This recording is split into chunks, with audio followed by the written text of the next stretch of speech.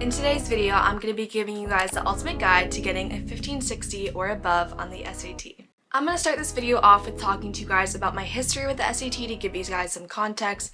If you don't care at all about my personal history with the SAT, you can skip to this timestamp. And I want to thank the sponsor of this video, Acely. I'm super excited to be partnering with them on this video. I started studying for the SAT during my sophomore year of high school, so I definitely got a head start, and I took it for the first time in the summer of my sophomore year and scored a 1470. During this time, the resources I used were Khan Academy and taking a ton of practice tests. An important tip I have is to start studying in the middle to end of sophomore year so you can get a baseline for where your score is starting at. This will give you some context into how much you need to study throughout the rest of your high school career for the SAT. It's much better to start studying for the SAT earlier during sophomore year where your course load isn't as heavy as it gets in junior year. If I started my whole SAT studying journey in junior year, I think I would have felt a lot more stressed. So the second time I took the SAT was in October, so that was in the fall of my junior year, and at this time I kind of just thought my 1470 was high enough, so I didn't study at all before my second time taking it. To be honest, it was mainly my mom telling me to take it again, and I scored even lower. I got a 1430, so that was pretty discouraging. So I decided I should take it again and get a higher score. I want to get at least a 1500. I decided to take a 2 to 3 month break to just rejuvenate myself because at that point I'd been studying for the SAT for over 6 months. And I highly recommend, if you're not noticing improvements in your score and you've been studying for a long time, if you can afford it, like if it's early enough in your high school career for you to take some time off from studying the SAT, I highly recommend taking like a 2 to 3 month break to allow yourself to reflect on your strategies and to just regain your motivation. After my 2 to 3 month break, I devoted 3 months, January, February, and March, in the winter of my junior year to studying for the SAT, and I got a 1560, and that was the last time I took the SAT. I'm really glad I took that 2 to 3 month break because I was able to reflect on mistakes I was making throughout my study strategy, and I'll get into those now. Problems with my previous study strategy that I think really hindered my progress and what I wish I did differently was I wouldn't spend enough time reflecting on problems I got wrong when taking practice tests. I would kind of just like quickly take a practice test, see what I got wrong, and be like, I hope I don't get those wrong again, instead of carefully reading the answers. You know, when you take an SAT practice test and you see the answer key, it explains why each of the answers are wrong and why the correct answer is right. I wish I really read through those and took notes in a notebook about the misconceptions I had that led me to select a wrong answer over the correct one. Also, I prioritize the timing of the test a lot more than accuracy. So a lot of people think their problem is, oh, the SAT time is not enough. I need to go faster. But a lot of the times you're getting questions wrong, not even because of the time. Obviously, I can't speak for everyone. I know some students get extra time accommodation, and everyone has a different circumstance with their learning capabilities and however you learn. But for me, most of the time, my problem wasn't time, but actually my thinking process. So I highly recommend, if you're getting a lot of problems wrong in the SAT, take your practice test untimed. Give yourself as much time as you need to carefully think through the problems. This will allow you to see, is it actually timing that's my issue or accuracy? And if you never give yourself the chance to slow down your thinking process, you will continue making the same mistakes. And actually, I would relate this to practicing the piano. I swear I've learned so many life lessons through taking piano. I now understand why parents make their kids take piano lessons. Something my piano teacher always told me is, if you want to learn how to play fast, play the notes slower actually.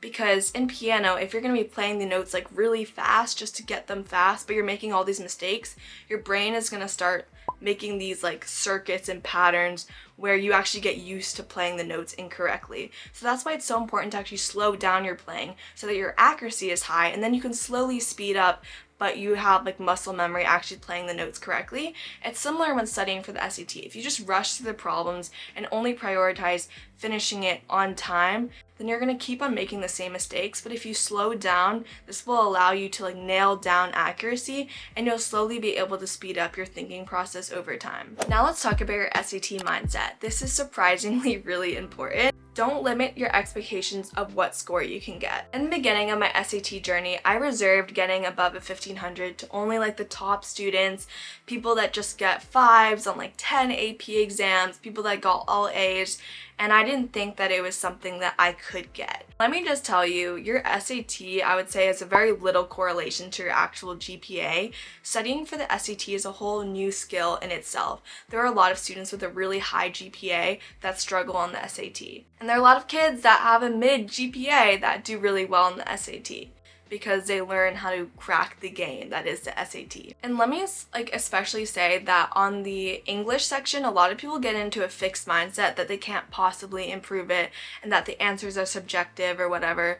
On the English section, the answers are not subjective. Also, even if you feel like you fell behind in your geometry class or algebra 2 class in high school, there are so many resources out there about the SAT that will catch you up on those skills if you missed anything. So don't really worry too much about your previous performance in high school. And also, there's no point in dwelling upon that when there's nothing you can do to change about it. The SAT is a new opportunity. And that's actually the pro of having the SAT as one of the measurements that colleges can look at during the college admissions process. If you feel like your GPA was kind of low, it can kind of help balance out or counteract your GPA. Now I'm going to be giving you guys kind of a mindset model for each section of the SAT. So for the math section, here's the way I thought about it.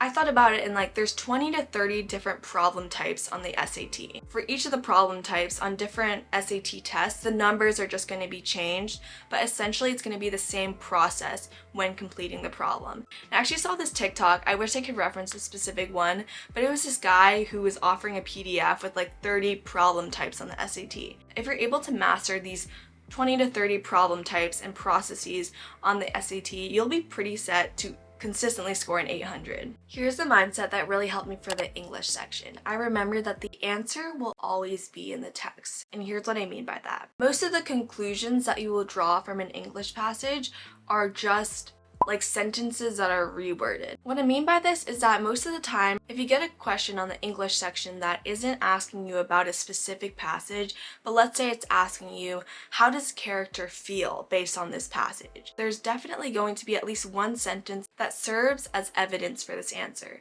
Whenever you are answering a question in the English SAT, think about what sentences or what words or phrases can I pull out of this reading that would serve as evidence for this question. For instance, think about it this way. If the English questions on the SAT were open response questions, how would I support my answer with evidence from the text? So now that we've got the mindset stuff out of the way, you guys might be thinking, how do I actually do the studying for the SAT? And that is where Acely comes in, so thank you Acely for sponsoring this video. Acely is an AI-powered SAT and ACT prep tool founded by a Stanford alum that offers unlimited practice questions through their AI chat. Within the AI chat, the AI bot doesn't only offer super detailed problem explanations, but you can also ask for hints and clarifications on things you don't understand. It's like having a personalized tutor with you. During my journey, I experimented with a lot of pricey SAT prep tools. Honestly, I wish I knew about Acely then, because Acely makes your studying super affordable. With my code ANNIE10, you'll get $10 off your first month. Also, new users get a 7-day free trial, so you can try out Acely for yourself. AI is making it so much easier to study smart, not hard, and the best students know how to leverage AI to their advantage. And I specifically love how Acely offers you unlimited practice questions, because I'm literally gonna sound like such a loser, but I literally did so many SAT practice tests while prepping for it that I started to run out of problems to do. Also, unlike just studying from an SAT prep book, Acely actually shows you your strongest and weakest areas in their performance dashboard by analyzing your performance on the practice problems they give you in their AI chat. This allows you to make significant progress in less time because you can focus specifically on the problems that you have the most trouble with. Acely will also compile all your missed questions into one easy view so you can review your common mistakes and why you're getting specific problems wrong. You can then practice those questions again and move them out of the missed questions category once you get it right. Acely also provides short diagnostic tests so you can chart your progress over time. I really recommend frequently taking their 20-minute practice test so you can track your progress over time. Now let's talk about your SAT study schedule. It really depends how close your test date is to when you actually start studying, but I really recommend studying in small chunks and pretty consistently. I don't recommend studying for more than 2 hours in one sitting because you will probably subconsciously start to rush your studying, kind of get lazy on reflecting on your mistakes, and there's just going to be diminishing returns returns. I recommend taking a practice test about once per week on the weekends so that you can track your progress and also give yourself enough time to reflect on your mistakes, because if you're taking way too many practice tests and not spending enough time reflecting on your mistakes, you're going to waste a lot of time. And that's what I did in the beginning. I took way too many practice tests and I didn't spend enough time actually reading through the problem explanations and making notes about what I can improve on for next time.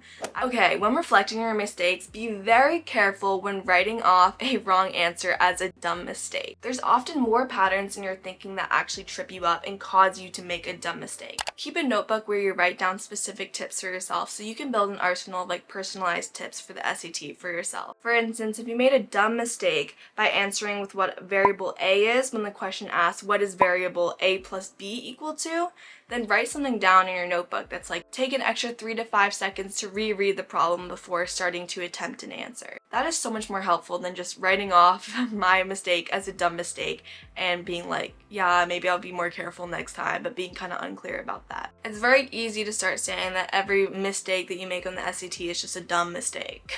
I just really recommend that whenever you get a question wrong, think about, can I make a tip out of this? Making a list of personalized tips is going to be the most helpful, because what might trip me up on the SAT might not be the same thing that trips you up on the SAT. So I hope that the goal of this video is to really set you guys up for a framework for success to start studying for the SAT, but ultimately I would take more initiative in your own learning and studying journey and build a list of tips for yourself. Now I really want to encourage you guys when it comes to taking the SAT.